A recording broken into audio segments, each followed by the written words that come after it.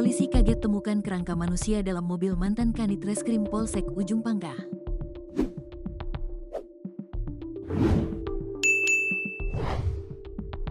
Gita Nurani, petugas di Polsek Ujung Pangkah, kaget temukan kerangka manusia dalam mobil Honda Civic milik Aibda Yudi Setiawan, mantan Kanit Reskrim Polsek Ujung Pangkah pada Senin, tanggal 10 Maret tahun 2025, pukul 13.50 waktu Indonesia Barat.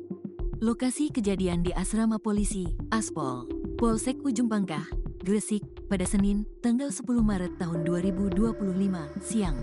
Sebelum kejadian, Gita dihubungi oleh Yudi Setiawan untuk membuka kendaraan sedan Honda Civic miliknya yang terparkir di Aspol Polsek Ujung Pangkah. Mobil tersebut sudah lama tidak digunakan dan rencananya akan diambil akinya oleh seseorang.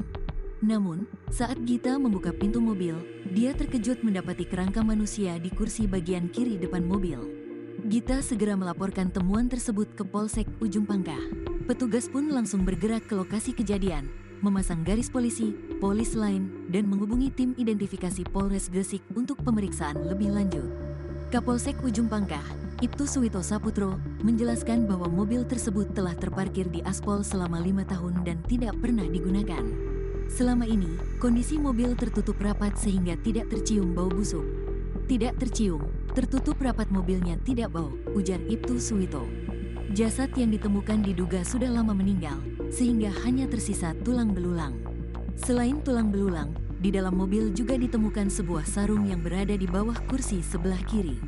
Identitas korban hingga kini masih belum dapat dipastikan, dan pihak kepolisian terus melakukan penyelidikan untuk mengungkap asal-usul kerangka tersebut.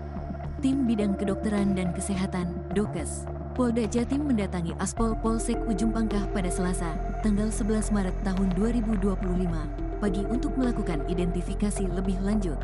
Petugas terlihat membawa 3 koper kit autopsi dan kit DNA.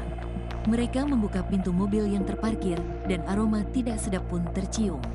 Tulang belulang yang berada di kursi sebelah kiri depan kemudian dikumpulkan satu persatu, bersama dengan barang bukti lainnya, termasuk sarung yang ditemukan.